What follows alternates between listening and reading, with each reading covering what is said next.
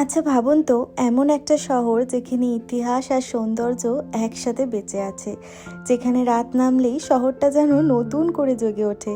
সেই শহরেই আজ আমাদের প্রথম দিন। হ্যাঁ, আমরা আছি এখন বুদাপেস্টে, আর এই বুদাপেস্টেরই নতুন একটা ভিডিও নিয়ে আজকে আপনাদের সামনে চলে এলাম।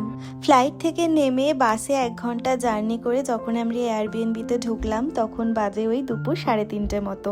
তারপরে ব্যাগটা তাড়াহুড়া করে নামিয়ে বাচ্চাদের জন্য কিছু খাবার বানালাম, আর নিজেরা দোকান থেকেই খাবার খেলাম। খাওয়া দাওয়ার পরে ভাবলাম একটু রেস্ট নেব, কিন্তু সেই একটু রেস্টটা যে কখন 2 ঘন্টার ঘুমে পরিণত হলো বুঝতেই পারিনি।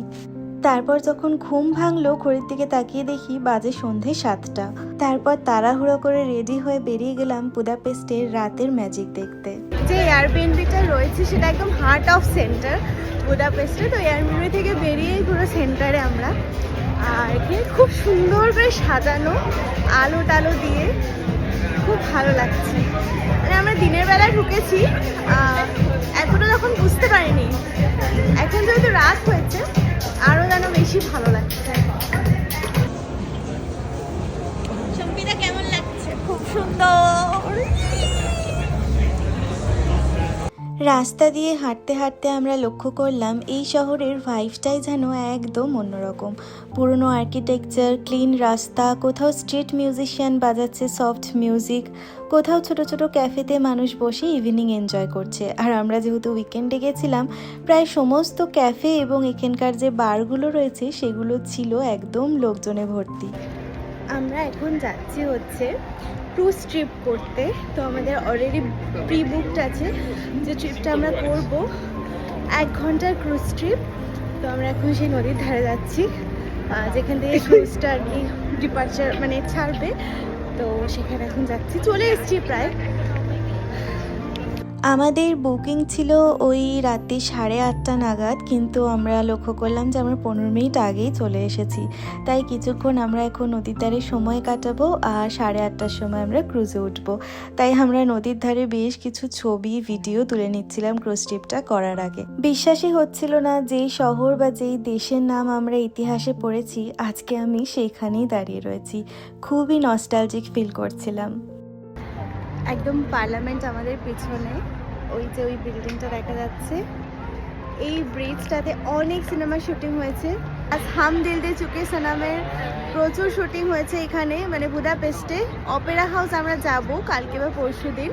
তো জায়গাটা ভীষণ সুন্দর, আমি নিজের চোখে জাস্ট বিশ্বাস করতে পারছি না, এত সুন্দর লাগছে।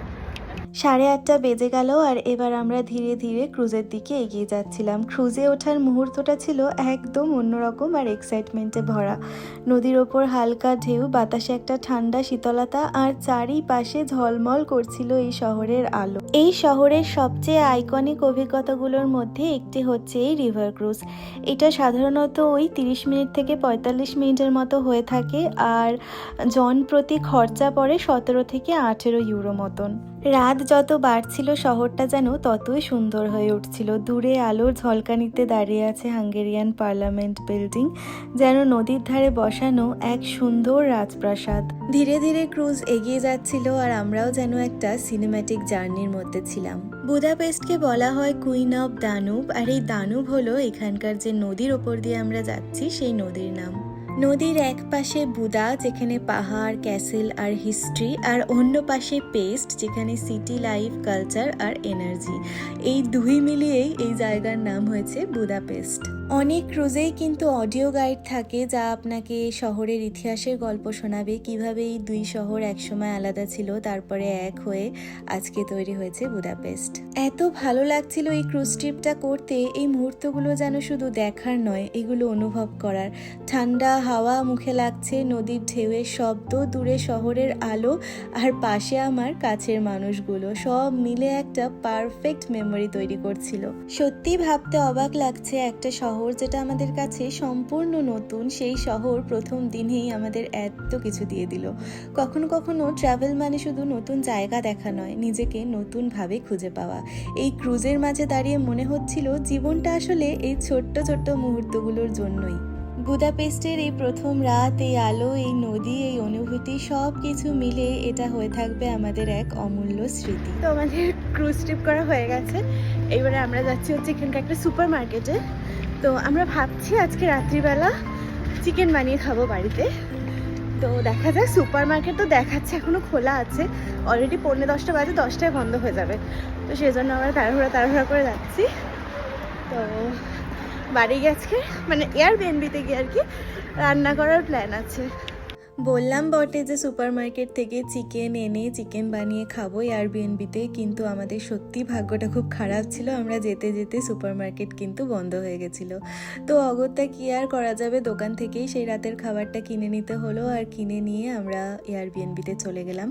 তো এই ছিল আজকে আমাদের বুদাপেস্টের প্রথম দিন, আর আগামী দিনে আমরা আরও এক্সপ্লোর করব এই শহরটাকে এবং এই শহরের অজানা গল্পগুলোকে, আর অবশ্যই আপনাদের সাথেও সেগুলো শেয়ার করব। আর আমার এই ভিডিওটা থেকে আপনাদের যদি কিছু ভালো লেগে থাকে প্লিজ একটা লাইক, কমেন্ট আর শেয়ার করে দেবেন। আমার ইউটিউব চ্যানেলটাকে সাবস্ক্রাইব আর আমার ফেসবুক পেজটাকে ফলো করে নেবেন। সবাই খুব ভালো থাকবেন, সুস্থ থাকবেন। দেখা হবে আমার পরের বুদাপেস্টের ব্লগ নিয়ে। আজকের মতো টাটা।